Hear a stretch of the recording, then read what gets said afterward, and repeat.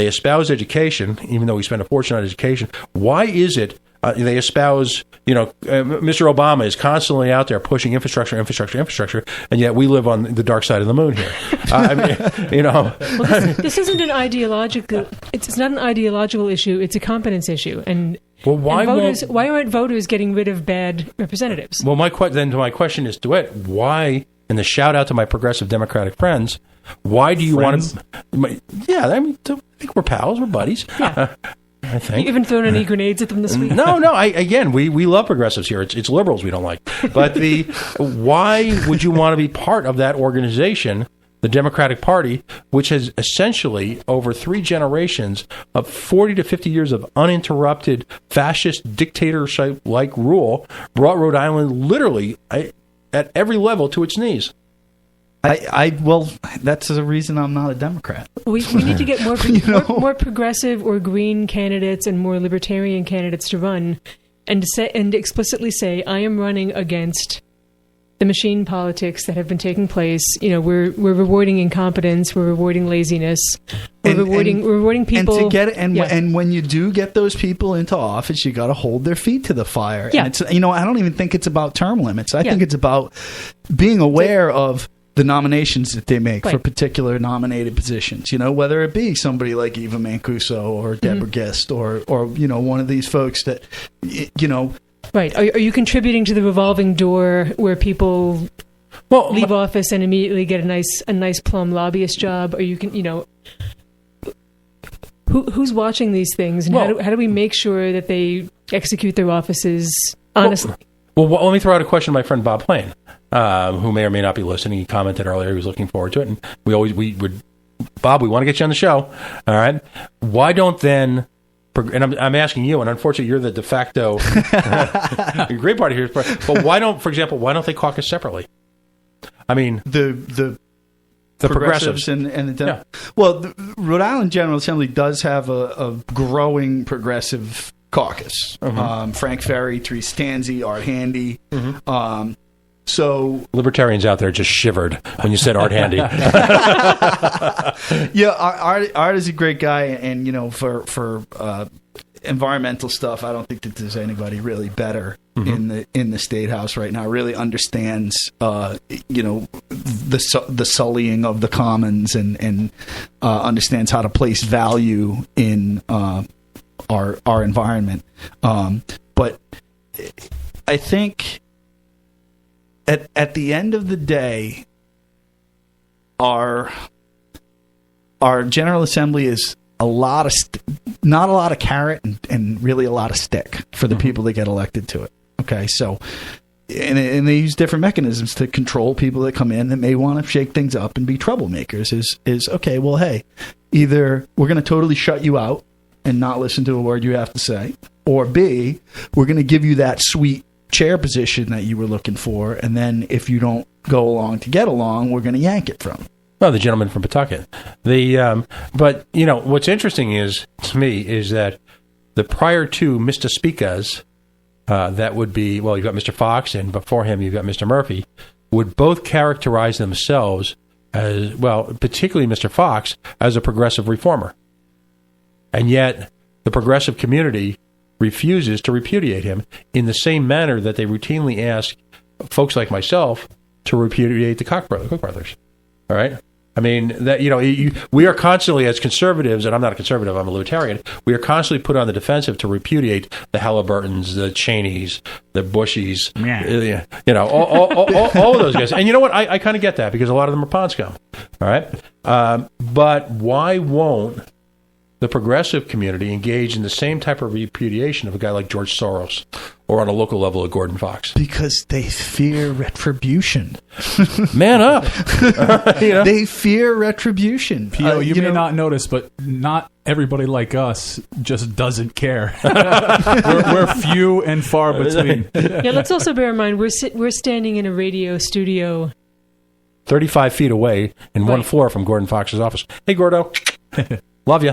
He's not working on a Sunday. He's not working on Monday to Friday at this point. For that matter. He's got other people to do their work. He to me, he's the Rhode Island version of the new Snidely Whiplash. yeah. I want to make money. I'm going to steal from the widow. I think there might be something about the speaker position that destroys people. It's by and large the most powerful position in the state. It's much too powerful, and once they get entrenched, it's hard to get rid of them. There was that huge scandal with Harwood years ago, and he almost won his seat back again. Yeah. And listen, if we can't get term limits on actual elected officials, can we get the House to put term limits on the Speaker? Well, can we get the House to pass a rule? I would say Brian Newberry. Brian Newberry, I'm speaking directly to you right now. Rep from North Smithfield, staunch advocate for transparency, good government, clean government. I guess what you'd say politically, he and I don't line up, but one thing we're both really, really concerned with is the transparency and the cleanliness of our government here in Rhode Island. Brian Newberry, that's your House rules next session. That's the first House rule. You want to get that floor amendment in there and try to get that in there. Let's have a term limit on the Speaker of the House. We're a little over halfway through the show, which means we're going to get out the oxygen and the paddles for PO Taxpayer, and we're going to take a quick break. You were tuned into the Coalition Radio.us.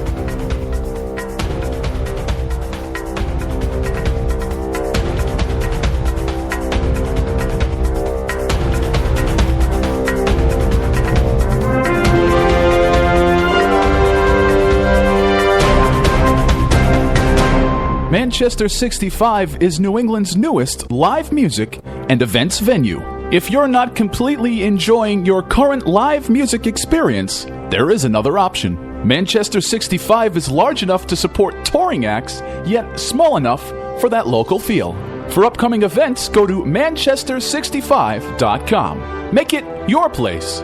Manchester65.com. Liberty-loving freedom fighters, join us for Liberty Love Fest 4, an evening of live music, arts, education, and trade. Potluck social with liberty-minded people from New England and beyond. April 5th at St. Joseph's Church Hall in Cumberland, Rhode Island. Details on the web at libertylovefest.org. That's libertylovefest.org. ProvidenceNightOut.com is a one-stop destination website where you'll discover a comprehensive guide of everything that the Providence area has to offer. Nightlife, entertainment, dining and dancing, community and family events, and so much more. Download the free app called My Night Out. It's ProvidenceNightOut.com. Hey everybody, it's Tony Jones. When I'm not here yakking about politics, I spin records. That's right, if you like good old-fashioned rock and roll radio the way God intended it to be, then tune in to The Tony Jones Show. The information's online at tonyjones.org. That's tonyjones.org.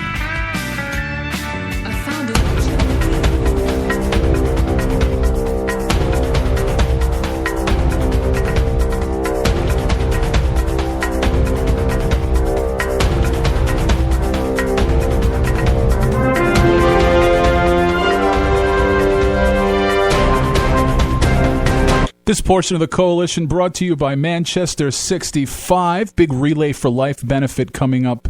Manchester65.com for all their events. I had to stay sober last night. I did not partake at Manchester 65 because it was, and not that there's anything wrong with that, but it was hip-hop breakdown night. And I think you and I could do afraid you'd break something if you were... No, I think you and I breakdancing. Like they wouldn't think. I would pay a considerable amount of money to see you two breakdance. Like everybody at Hip Hop Breakdown Night wouldn't think that we were undercover cops. You guys look nothing like undercover cops. Really we're like 21 Jump Street, 10 years later, having watched 10? too much. Yeah. And I'd be if we paint your faces, you could be juggalos.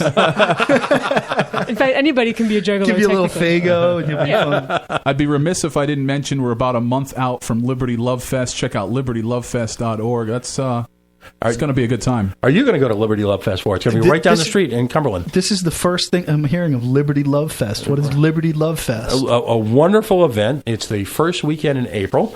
It'll be actually at St. Joseph's Church on Mendon Road in Cumberland, and you'll have a lot of Free State libertarian-minded speakers. You'll have rock and roll. You'll have the devil's own alcohol there.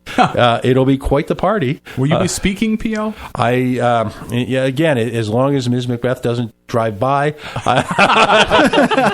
I will be allowed to speak. On what topic? And actually, I think I'm going to focus in my speech about support within the community, within the libertarian community, each supporting each other's businesses as we move forward.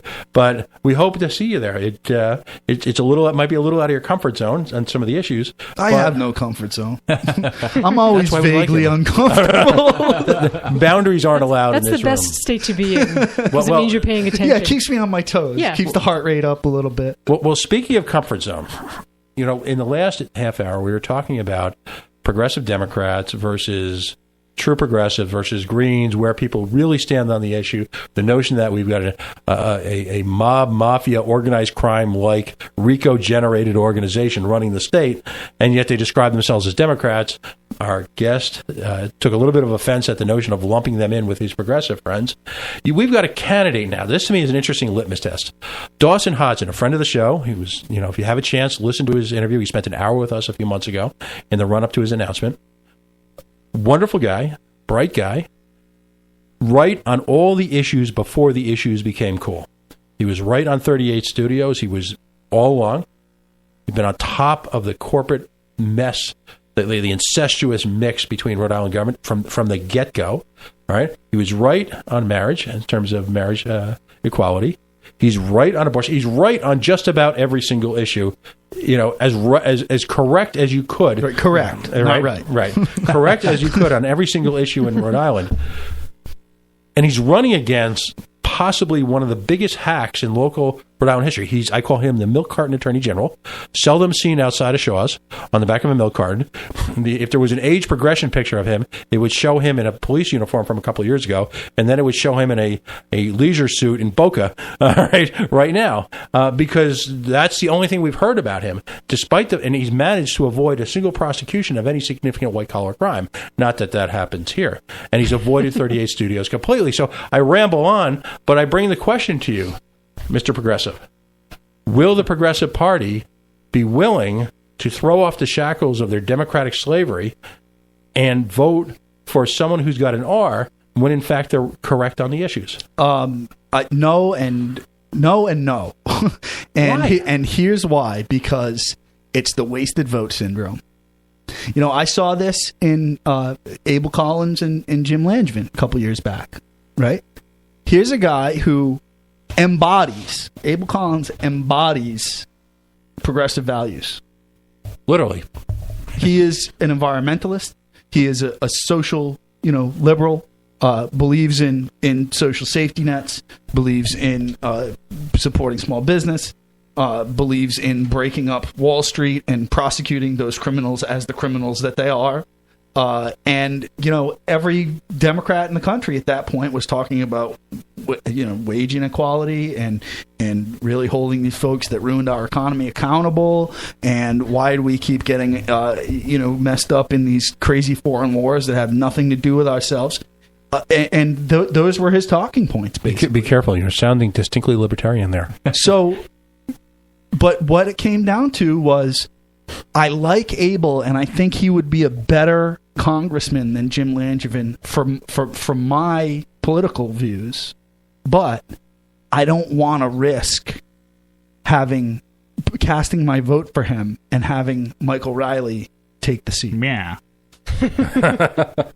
And I think to a large degree I suffered from that in the mayoral race in Woonsocket. Granted, I did not have the money to dump into the race, but I think that people were so scared of our incumbent Leo Fontaine taking the office again, because he frankly did not do a very good job. He did not do a very good job, and I like Leo. I think he's a nice guy, and I think he's a pretty smart guy, but I just think that he lacked that kind of the leadership, the personality to kind of get everybody behind him and to build that coalition behind him of the many different political stripes you see in the city. And I think that's the biggest reason that even the people who are quote Republicans or consider themselves Republicans in the state won't